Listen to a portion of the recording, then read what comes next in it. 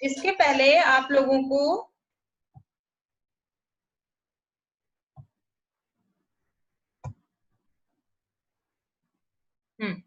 इसके पहले आप लोग को अभिज्ञान शाकुंतलम के श्लोक संख्या 30 यानी प्रथम अंक के 30 तक पढ़ाया जा चुका है, 30 था। आज आपको 31वां पढ़ाऊंगी, ठीक है? जो यस मैम।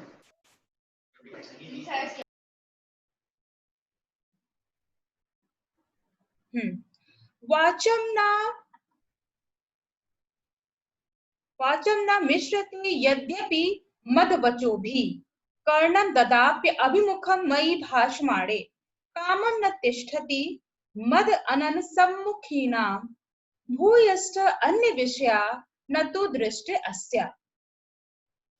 यह श्लोक राजा दुष्यंत शकुंतला को देखकर कहते हैं और अपने मन में कहते हैं, यानी कि आत्मगतम। नाटकीय पारिभाषिक शब्द क्या है? आत्मगतम, अपने मन में कहते हैं, वो प्रकट होके नहीं कहते। क्या कहते हैं? यद्यपि यह जो शकुंतला है मदवचो भी, मेरे कुछ कहने पर, मतलब उन्हें ऐसा अनुमान है कि ये मुझसे इसका लगाव है और तभी ये मेरी बातों पे विशेष ध्यान भी देती है।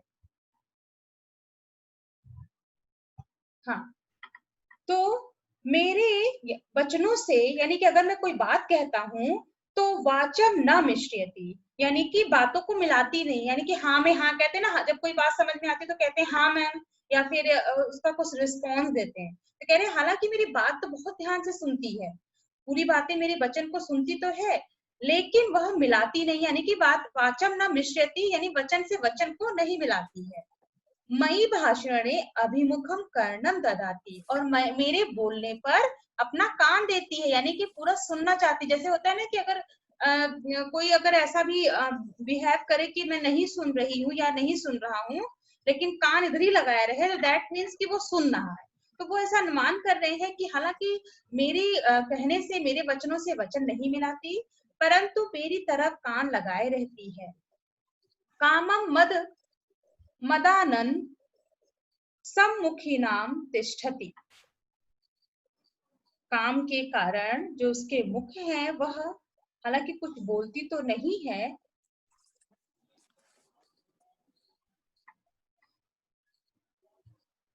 काम मद आनंद सम्मुखा न तिष्ठति, जो उसका इतना सुंदर मुख है वह मेरे सामने तो नहीं बैठती, यानी कि मेरे सामने फेस टू फेस नहीं आ रही है, परंतु अस्या दृष्टि तू भूयष्टम अन्य विषय न, जो उसकी दृष्टि है वह सिर्फ और सिर्फ मेरी तरफ ही लगा हुआ है, अन्य विषय की तरफ वो संलग्न नहीं है। तो कहने का तात्पर्य है कि शकुंतला जो है, शकुंतला की अनुमान वो कर रहे हैं कि यह जो शकुंतला है वो पूर्णतः मेरे में अनुरक्त है, ऐसा उनका अनुमान है। और भले वो कुछ बोलती ना हो, लेकिन जब भी मैं कुछ कहता हूँ तो पूरी मेरी बातों पे ध्यान देती है, और मेरी बातों से भले वचन ना मिलाए, लेकिन पूरी तरीके से वो ध्यान से उस चीज को सुनती है, और मेरी तरफ दृष्टि भले ना रखे, लेकिन इसका ध्यान कहीं और भी नहीं है, यानी कि वो इधर उधर देख रही है शकुंतला कि उधर देख लें इधर देख लें, पूरा उनकी तरफ नहीं देख रही है, लेकिन उसका ध्यान, उसकी जो बॉडी लैंग्वेज, ये सब देखकर यह प्रतीत होता है कि वह पूर्ण रूप से दुष्यंत में अनुरक्त है, ऐसा दुष्यंत अनुमान कर रहे हैं, जो कि उनका अनुमान बिल्कुल सही है कि मदम वचो भी वाचन न विषय, मेरे बोलने से उस वचन को मिलाती नहीं है, बातों में हाँ में हानि करती है, परंतु मेरे कहने पर वो कुछ भी बोलने पर कान इधर ही देती है, यानी कि कान पूरा लगाई हुई है। काम मद आनंद, काम स्वरूप जो उसका मुख है वो भले मेरे सामने नहीं है, हमारे सामने नहीं बैठती है, लेकिन अस्या दृष्टि, उसकी जो दृष्टि है, उसकी जो नजर है वो भूयिष्ठम यहीं पर है, कहीं और नहीं है। तो इस तरह से ये जो श्लोक है ये दुष्यंत का है शकुंतला के लिए, कि शकुंतला उन्हें देखकर कैसा रिएक्ट कर रही है। अब यहाँ पर थोड़ा सा दृश्य बदल रहा है। श्लोक संख्या 32 देखिए। तुरग खुर हदस तथा ही रेणु विटप विषक्त जल आद्र वल्केशु पतति परिणत अरुण प्रकाशः शलभ सलूह समूह इव आश्रम द्रुमेषु। इस श्लोक में, यह श्लोक एक पर्दे के पीछे कहे जाने वाला श्लोक है कि कोई नेपथ्य में, यानी कि जैसे अनाउंसमेंट होता है तो वो हमें दिखाई नहीं देता, पर जो अभिनेता होगा वो कैसे एक्टिंग करेगा, ऊपर देखकर कि कुछ सुनाई दे रहा है, समथिंग, कोई कुछ कह रहा है। तो ये जो नेपथ्य में कहने का तात्पर्य, ये भी पारिभाषिक शब्द है और टिप्पणी के लिए कभी कभी 2-2 नंबर का पूछा भी जाता है। तो इसमें क्या है कि नेपथ्य यानी कि पर्दे के पीछे से एक आवाज आएगी, कोई कुछ कहेगा, तो वो पात्र को एक एक्टिंग करनी पड़ेगी कि वो ऊपर की तरफ देखेगा, तो आकाश यानी आकाशवाणी हुई है, पर्दे की तरफ तो उसको बस एक सुनने का अभिनय करना होगा कि हाँ कुछ कुछ कहा जा रहा है। तो यहाँ पर नेपथ्य में एक श्लोक कहा जा रहा है और वह श्लोक,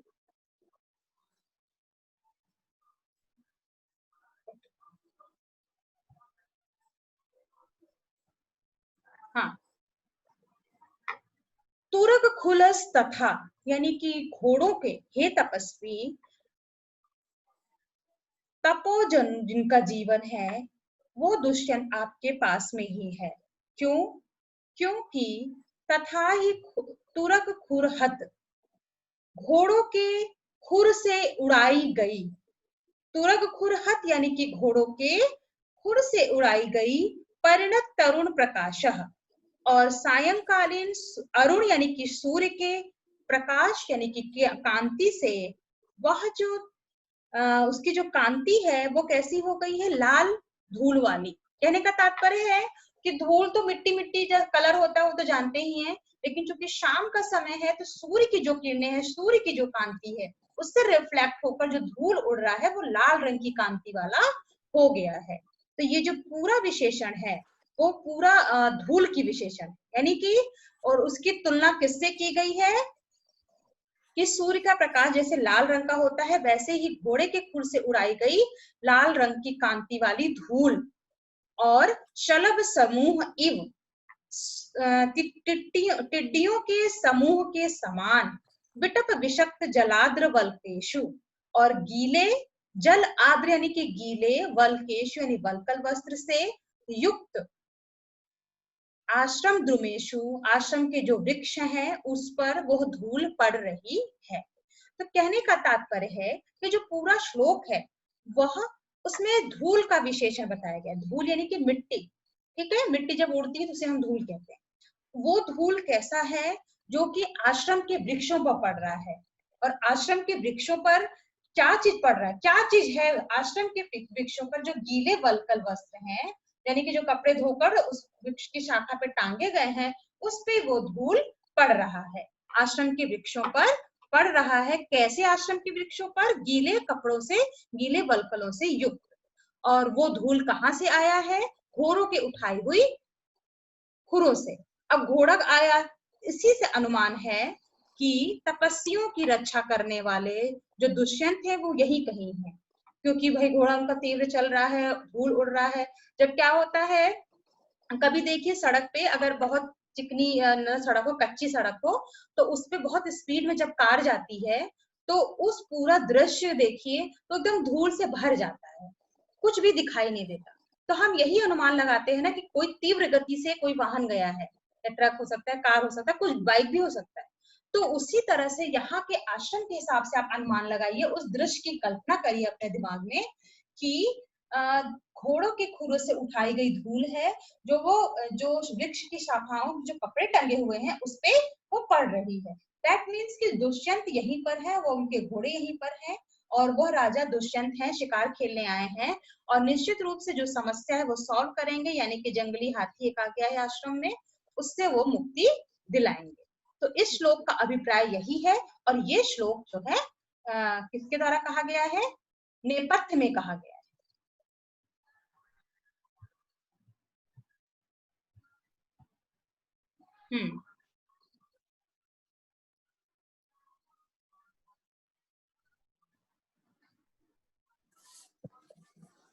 अब 33वां श्लोक देखिए, मैं वापस तो इस श्लोक का आशय अब निश्चित रूप समझ में आया होगा।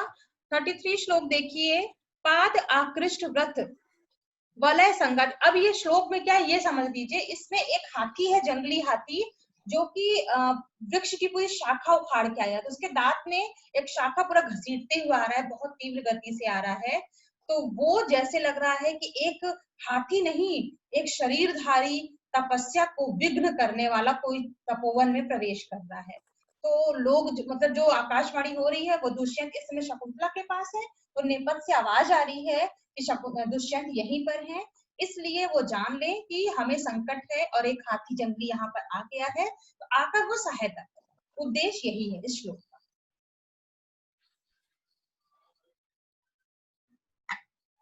पादा आकृष्ट व्रत वतति वलय संग संजात पाश मूर्तो इव विघ्नस्तस्य इव नो विघ्न सारंग यूथो धर्मारण्य प्रविशति गजः स्यन्द लोका हितः। इसका एक लाइन ऊपर होना चाहिए।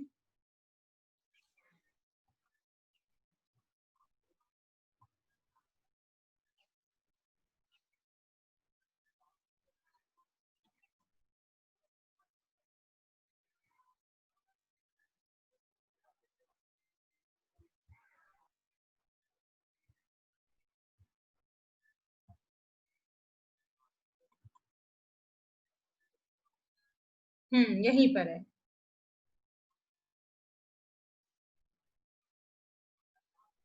ये है इसका जो एक लाइन है, तीव्र आघात प्रतिहत तरु स्कंद लग्नई दंत। सबसे नीचे जो आपको स्लाइड दिख रहा है, इसमें सबसे नीचे देखिए 125 करके दिया हुआ है, तीव्र, वो उसी 34वें श्लोक का पहली लाइन है जो इसमें कट गया है। तो तीव्र आघात प्रतिहत तरु स्कंद लग्नई दंत। तीव्र आघात मतलब तेजी से प्रहार किए गए वृक्ष की पूरी शाखा को अपने दांत में फंसाए हुए, प्रतिहत मतलब खींच कर ला रहा है। तो हाथी का एक विशेषण इस श्लोक की एक लाइन में है कि तीव्र आघात यानी बहुत तेजी से वृक्ष की शाखा पे आघात किया उसने, वो बहुत बलशाली हाथी है, वो उस पे आघात किया, उस कारण वृक्ष की पूरी शाखा उखड़ गई और उसे वो अपने दांत में संलग्न यानी फंसाए हुए खींचकर इधर की ओर आ रहा है।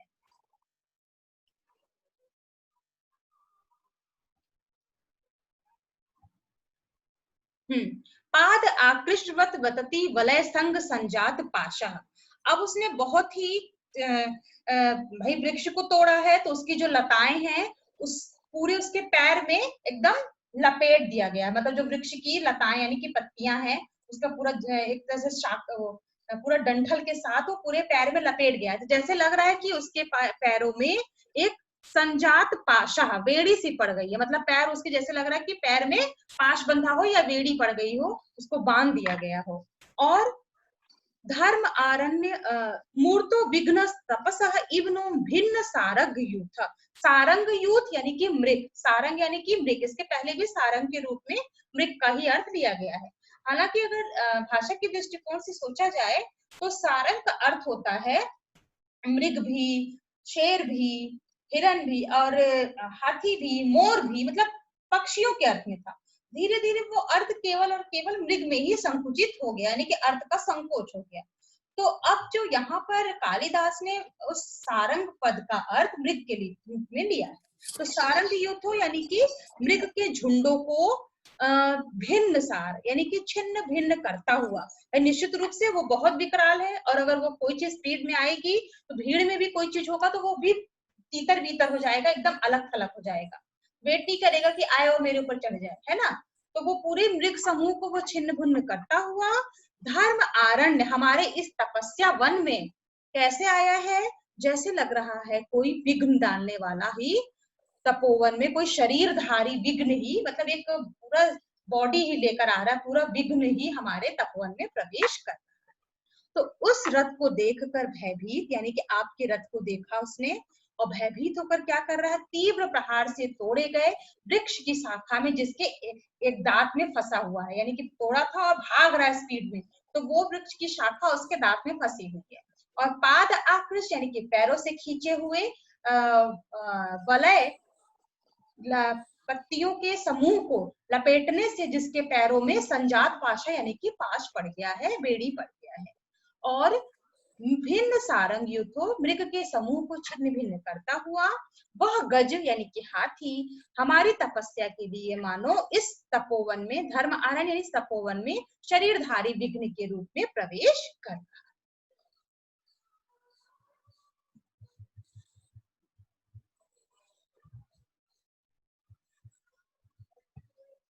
अब आपका 34वां है और आखिरी श्लोक है ये, और इसके साथ ही आपका प्रथम अंक कंप्लीट हो जाएगा आज के दिन।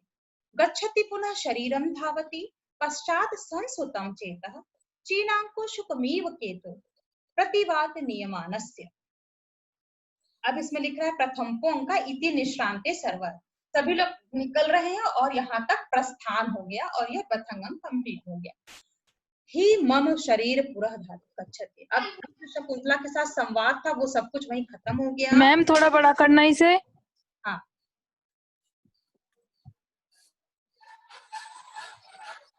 ठीक है, इसमें आप देखिए मेरा कर्सर जहां पे जा रहा है वहां ठीक है, मेरा कर्सर जो जाएगा वहां देखो। इति निष्क्रांतः सर्वे यानी सभी निकलते हैं, क्योंकि हाथी आ रहा है तो वो अब चले गए अपने वापस हस्तिनापुर जहां से वो आए थे दुष्यंत। अब प्रथम अंक यानी कि प्रथम अंक यहीं पर समाप्त होता है, एंड हो गया, सबका प्रस्थान हो गया, प्रथम अंक हो गया। अब इसमें जो इसके पूर्व जितनी भी थी श्लोक, 2 श्लोक छोड़ के जितनी भी बातें थी वो सब दुष्यंत और शकुंतला के साथ उन्होंने समय बिताया, क्या क्या बातें हुई ये सब था। अब वो वहां से जाने के लिए निकल गए हैं क्योंकि उन्हें एक हाथी से पूरे उसकी उपवन की रक्षा करनी है, तो उधर चले गए और वापस अपने वो राजा अपने उसमें राजमहल में चले गए। तो अब इस श्लोक का मतलब है, ये श्लोक राजा ही कहते हैं, क्या कह रहे हैं। गच्छति पुरः शरीरं धावति पश्चात संसुतं चेतः चिनांग शुकमेव केतु प्रतिवातम नियमानस्य। क्या है कि जो उनका शरीर है राजा का, वो कह रहे हैं कि ही मम मेरा जो मन, मेरा जो अपना शरीर है वो पुरः गच्छति घर की ओर तो जा रहा है, आगे की ओर, पुरः मतलब आगे की ओर जा रहा है, परंतु चेतः प्रतिवात हवा के कारण मेरा मन जो है हवा के विरुद्ध जाते हुए ठीक वैसे ही लग रहा है जैसे कि चीनांशुक, जैसे कि यह चीन निर्मित रेशमी चीनी वस्त्र जो इस रथ के झंडे में पताका के रूप में बंधा हुआ है, जब हवा चल रही है तो वो हालांकि बढ़ तो आगे की तरफ रख रही है, लेकिन जो पताका है वो पीछे की हवा चलने के कारण वो पीछे की ओर बह रही। तो कह रहे मेरा मन भी उसी तरह है, मेरा शरीर तो आगे की ओर जा रहा है लेकिन शकुंतला के लिए मेरा जो मन है वो वही उसी के पास रह गया है, यानी कि हवा के विरुद्ध जाते हुए और वही उल्टा अपोजिट उसी की तरफ दौड़ रहा है, शकुंतला के पीछे दौड़ रहा है अपरिचित होकर, यानी कि इन सब चीजों से अपरिचित होकर। तो यहाँ पर उन्हें शकुंतला को यहाँ तक तो मिस कर रहे हैं, पर वो जब वो आश्रम अपने राजमहल जाएंगे तब वहां पर शकुंतला को शाप के कारण वो भूल जाएंगे। यहाँ तक उन्हें लग रहा है कि अब मैं जा रहा हूँ उसे छोड़ के, मैं तो मेरा शरीर तो जा रहा है पर मेरी जो आत्मा है, जो मेरा मन है वो उसी की ओर लगा हुआ है। कैसा उसमें जो उपमा क्या दे रहे हैं, क्योंकि कालिदास उपमा के लिए ही जाने जाते हैं, तो उपमा क्या दे रहे हैं कि जैसे कि जो चीनी पताका है जिसमें वो पताका के जो कपड़े है वो चीनी यानी चीन से बना हुआ है, इसका मतलब कि उस समय चीन से आयात निर्यात होता था कालिदास के समय में, तो उस समय से होकर आज तक भी हो रहा है चीनी आयात, हालांकि अब तो बंद हो गया है, बहुत कुछ परिस्थितियां बदल चुकी हैं। तो वो शकुंतला को मिस कर रहे हैं क्योंकि उनका मन वहीं पर स्थित है। तो जैसे कि जब झंडा आप देखोगे, झंडा जब टांगते हैं तो उसका तो सीधा रहता है, पर हवा जिस साइड रहता है वो उधर ही उल्टा हवा उस झंडा बहने लगता है, तो फहरने का मतलब है उसी तरफ हो जाता है। इसी तरह जो चीनी पताका है वो रथ तो आगे की तरफ बढ़ रहा है पर पताका पीछे की तरफ दिख रहा है, ठीक वैसे उनका शरीर तो आगे की तरफ जा रहा है लेकिन उनका जो मन है वो पीछे की तरफ जा रहा है। तो ये श्लोक भी बहुत ही अच्छा है, बहुत इंपॉर्टेंट है, और कभी कभी इसको एक्सप्लेन के लिए पूछा जाता है, सुक्ति के लिए पूछा जाता है, तो आप इसे नोट डाउन जरूर कर लीजिएगा। और इसके साथ ही आपके अभिज्ञान शाकुंतलम का प्रथम अंक कंप्लीट होता है। और इस ये चीज जो टिप्पणी के रूप में आप दे सकती हैं कि कालिदास के समय में भी चीनी वस्त्रों का आयात निर्यात होता था, यानी उस समय भी आयात निर्यात चलता था। कालिदास ने उपमा क्या क्या दी है वो आप बताएंगे, किस चीज की उपमा किससे की है वो आप बताएंगे, तो ये सब चीजें देना होगा आपके पाठ की टिप्पणी में। तो मुझे लगता है कि इसके साथ अगर आप करेंगे तो बेहतर प्रदर्शन कर सके।